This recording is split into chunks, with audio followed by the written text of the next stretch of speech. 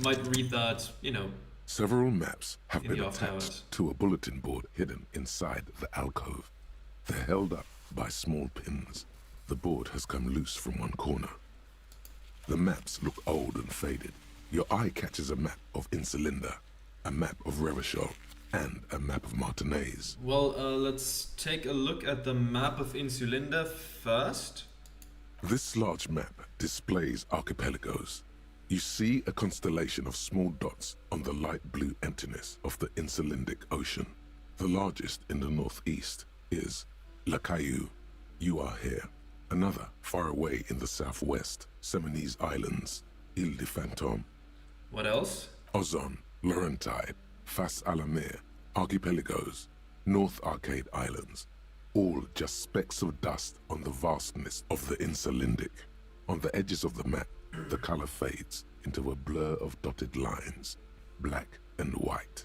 I just love the name they came up with for this sort of stuff. That's one of the things where this game really shines, I think. They just sound plausible and still, they sound nice name-wise. In the northeast, a dust mite stands on the north coast of Caillou in a bookstore. It's you. Radiating outwards from you, the suzerain Revachol. With a radius of 80 kilometers, still, the crown jewel of this Isola would be barely visible.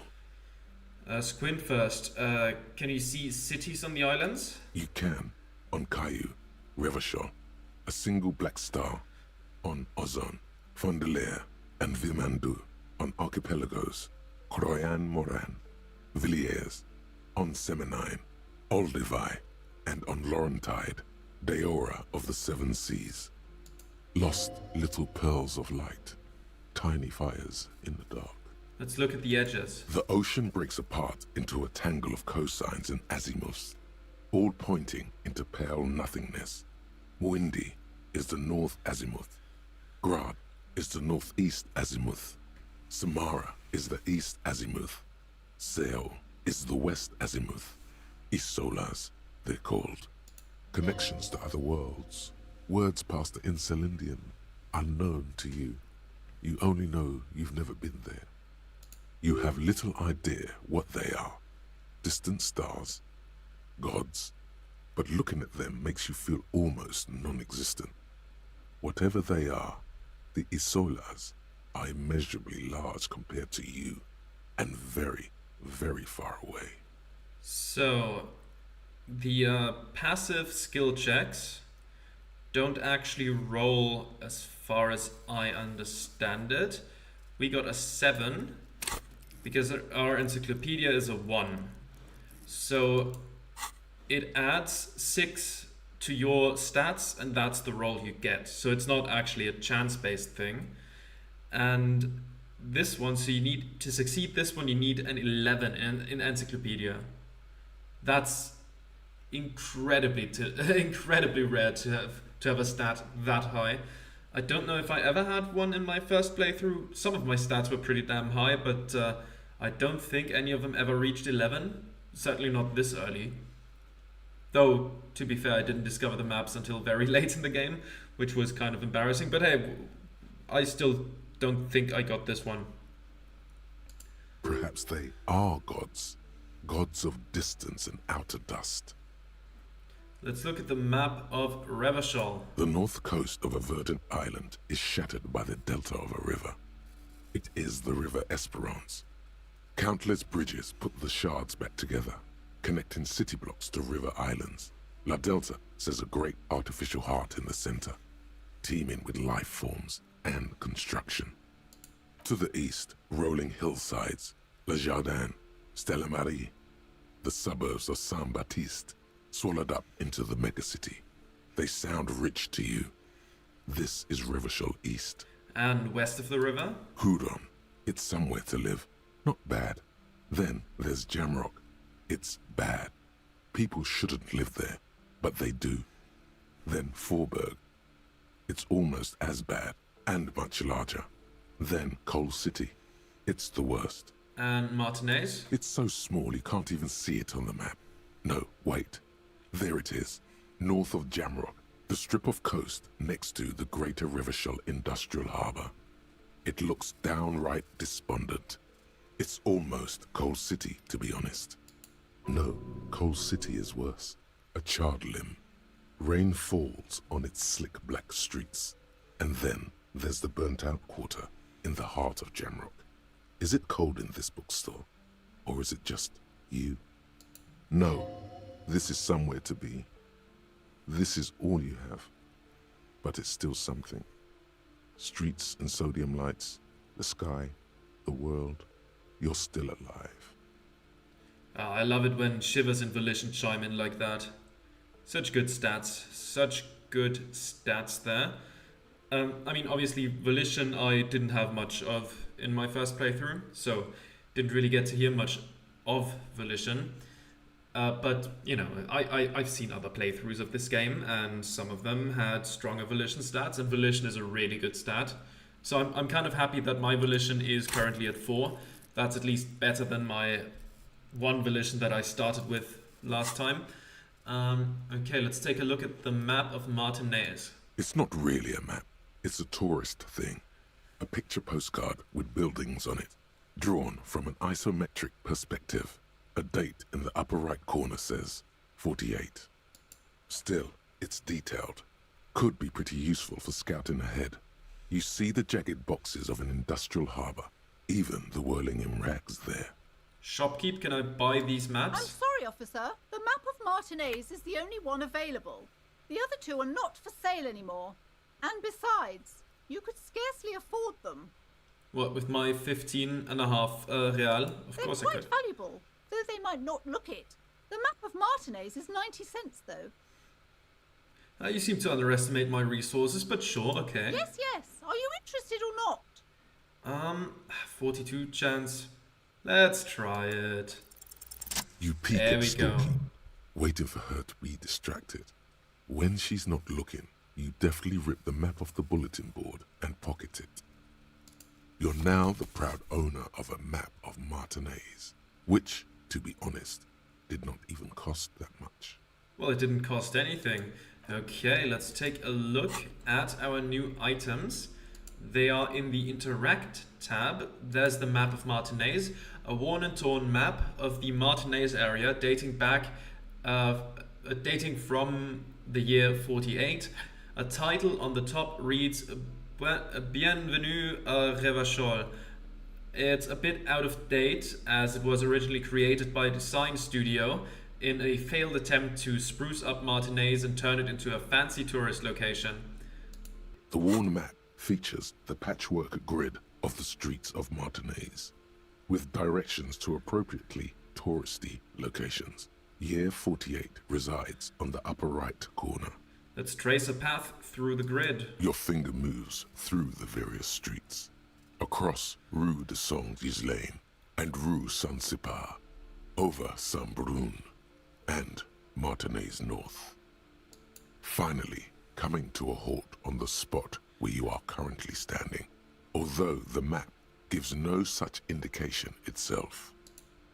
Okay, this book, the book The Greatest Innocence, this dusty tome brings knowledge on the history of innocences. It is written by one Joao Paulo Salomao Lopez de Fuego, a masked fascist who tries to reach a conclusion on which of the innocences is the coolest in the world. I'm gonna read that later.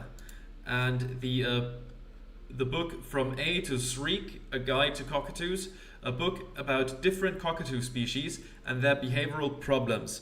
Perhaps it could also offer some insight into your own, often problematic actions. The spectacular major majestic cockatoo eyes you from the cover. Do we want to read that right away? Yeah, let's read it. A cockatoo is a parrot with an erectile crest, found on the Seminine Islands and in southern Fas a la Mer. Known for their intelligence and general precociousness, cockatoos are popular birds in aviculture. However, they often exhibit various behavioral issues. Okay, what more? This book talks about the delicate nature of twos, as well as introducing some of the most popular species among the bird enthusiasts. The funeral cockatoo, the major majestic cockatoo, and the most common bang-bang cockatoo. It's colorfully illustrated. Alright, what problems do these birds have? Where to even begin? All cockatoos are known for their needy natures, requiring attention for at least 2 full hours a day. They love to talk and have been described as lovable clowns who just don't know how to wrap up. I could handle that. It would be nice to have someone to talk to when feeling lonely. Who would ever want a chatty companion? I want someone who knows how to listen. Guess I'll go with 2. Pet owners also report moodiness, loudness, and hostility as recurring issues. If left unsatisfied, cockatoos may scream non-stop, pluck their feathers, or become aggressive. Right, that's pretty bad. Anything else? It is not recommended to get a cockatoo if you're not able to cook them food every day and give them the full care that they need. These birds will never understand that you have a life of your own. Yes, but there has to be something great about cockatoos as well. You're right. Cockatoos are magnificent creatures. They love to perform, cuddle and show off, and will even scream for fun, often as loud as up to 135 decibels. Great stuff. Let's read about the funeral cockatoo. This is a yellow-tailed black cockatoo. Its specific name, Psittacus venereus, relates to its dark and somber plumage. This bird looks as if dressed for a funeral, 24/7. There is something indisputably ominous about it. Ooh. Let's read about the major majestic cockatoo. Perhaps the most impressive of all the species, the endangered major majestic cockatoo, is often described as the most flamboyant bird in the jungle. Its pink-colored wings and flowing crest embellishing its proud and bumptious nature. In the words of poet-explorer Sir James Fournier, few birds more enliven the monotonous hues of the verdant forest than this big, bold, and beautiful species. Let's read about the most common bang-bang cockatoo. Despite its banging name, the bang-bang cockatoo is actually the shyest of the species, common in almost all Seminoese forests, as well as zoos and homes all over the world. Its plumage is mainly grey and white. The Seminoese name, bang-bang, is thought to be of onomatopoeic origins. Okay, honestly, this bird does sound a bit like me. Yes, but all those cockatoo species are so different. Which one are you? The grey and common bang-bang, that's me. Only the funeral cockatoo in its darkness can truly grasp the depths of my doom-laden soul. Isn't that obvious? Major majestic, here I come. But what if I'm just a fuck up and a cockatoo? I have to take some time to think about it. Okay, so boring cop. That's Cop of the Apocalypse, I'd assume. That's Superstar Cop, and that's the Sorry Cop, I'd assume. I think that's a hidden one of those. Let's quickly take a look. Okay, so we have 7 Superstar, 3 Apocalypse, 0 Sorry, and 0 Boring. Let's take the Apocalypse one. You're right. You're Psittacus venereus embodied. This ominous bird belongs on your heraldry. Let's see if it actually changed it. Yes, it did. There's one more Apocalypse. There we go. Let's put the book away. And close that up.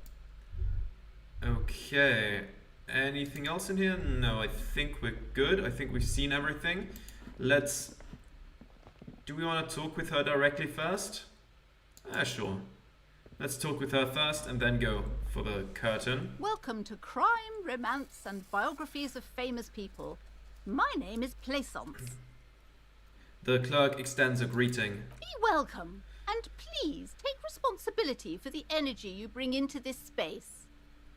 Before we go on, you seem to be well off enough. Can you give me some money? I feel there won't be an opportune moment to ask later. Sir, don't be ridiculous. I certainly will not give you money. I would be doing you a grave psychic disfavour. One has to earn one's success, even if one is a police officer. Handouts are nothing but manipulation. All they do is make you dependent. Son, you got destroyed there. What an idiot you are. So are you the owner of this store? I am. The proudest owner of our little shop of culture. Her voice, high-pitched, sounds familiar. You've talked to her before through the doorbell. She has fine-tuned her voice to find the most welcoming approach for attracting new customers. It doesn't work. Your daughter is the one standing outside the store, right? Annette, yes, my daughter. I hope she wasn't slacking off again with her nose in science fiction.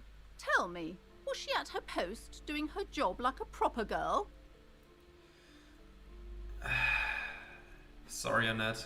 Oh, shameful girl. What is she up to this time? No, I must have been mistaken. She's right outside. Very attentive, yes? This is actually none of my business. Let's talk about something else. Let's talk about something else. The woman before you scans the store, her shoulders rigid and tense. Every now and then, she nudges her glasses. The girl outside mentioned that this place is cursed. Cursed? Who said that? Annette? I will have a word with her.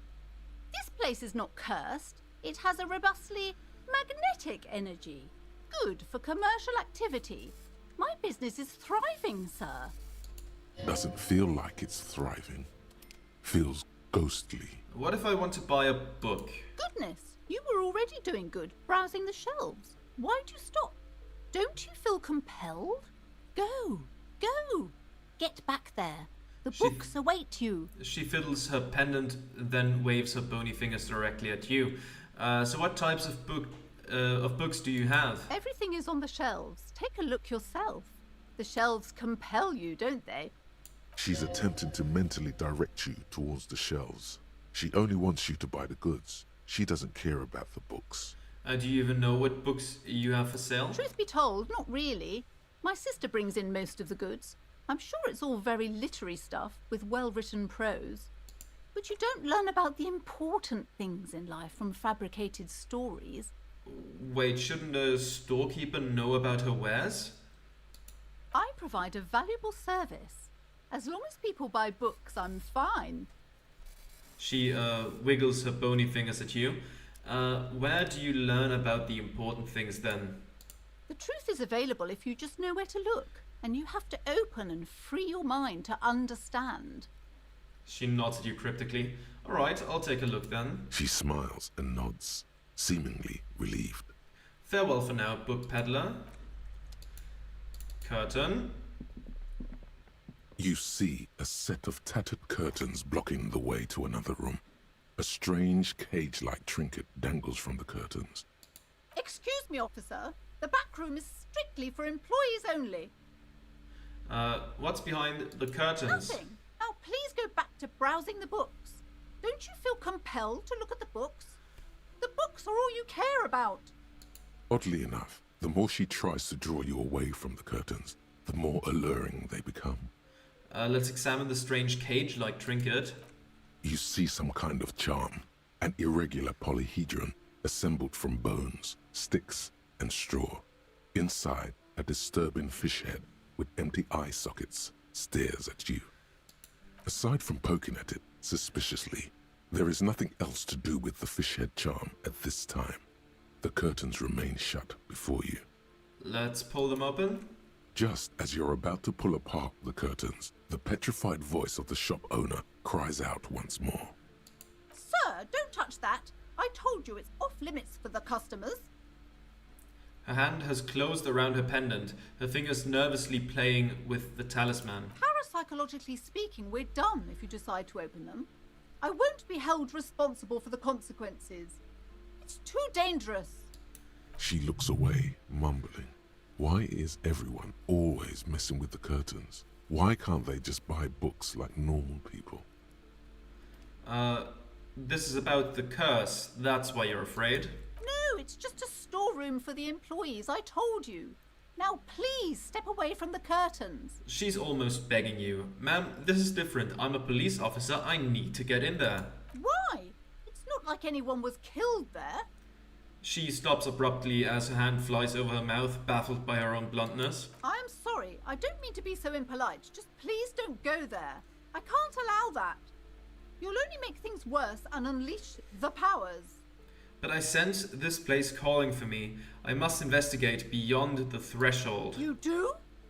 My God, even more reasons not to mess with the curtains. Just step away, dear sir. I don't care. You can't stop me. I'll open them. No! Please just talk to me, officer. Come here and let's talk this through before you decide to do anything extreme. Lies. Rip them open, we say. Yes, Half-Light. Let's do There that. is something mysterious about the curtains. Be careful. The curtains, tattered with age and covered in dust, hang before you, as if taunting you. Let's rip them apart. There we go. You see a dimly lit room full of dusty furniture and trash.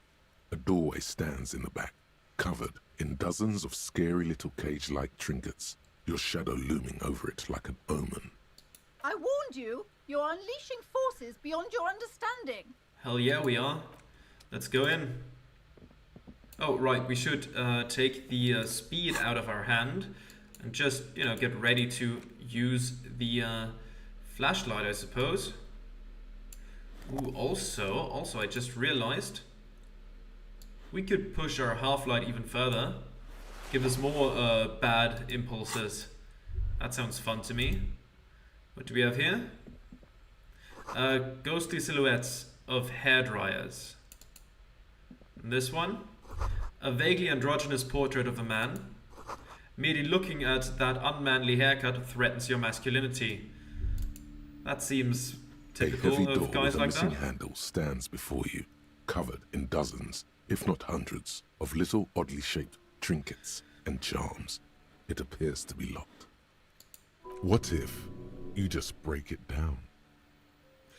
Maybe I should break it down, but not before I strategize. That's right. Take in your surroundings. You need to have a solid ground and a proper posture if you want to succeed. First, check your posture. Steady breathing. Solid core. You've got this. With one shoulder forward, you're ready to smash into the door like a battering ram. Let's check your surroundings. The room is dimly lit and littered with old barbershop rubbish. But the path to the door is clear. And what about the door? It's made of a solid block of wood, but it has stood there for ages. The hinges are old and coated with a carmine layer of rust. It should be doable. We could knock on the door, or we could take the 83% chance right now. Broke into Kuno's parents' apartment, preparation phase complete.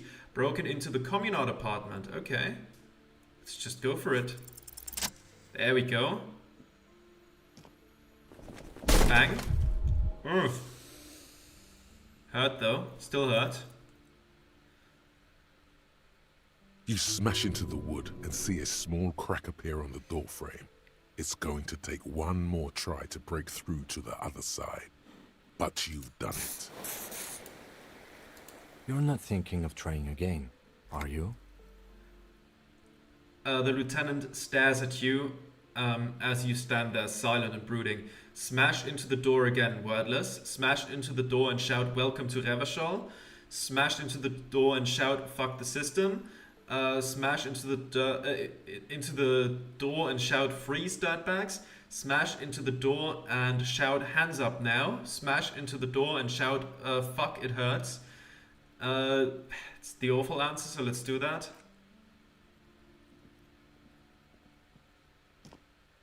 And there we go. We're through. Okay. Bent metal. Broken glass. Your path lies strewn with the broken forms of everyday objects. You are the destroyer, the bane of inanimate matter. Gaze upon me, stuff and despair. No, I'm just a disempowered individual trying to take my disempowerment out on everyday objects. Yeah, I rip shit apart. This is too much insight for a fascist character like that. Gaze upon me, stuff and despair. Kudos. Okay, Anti-Object-Taskforce. Kim? What is this place? The lieutenant stares at the dusty training equipment. It's an adventure. It's the netherworld beyond the veil. Looks like a gym to me. No idea, Kim, but my head hurts. My head hurts bad. I think this may be the Artemitep's boxing club for young athletes. The Netherworld, beyond the whale. No, it's a gym. Though it looks like no one's been here in ages. I doubt the electricity still works. Good thing we have a flashlight on us. Damn right we do. An eerie feeling rises in your chest. What if there's a reason why no one has been here for ages?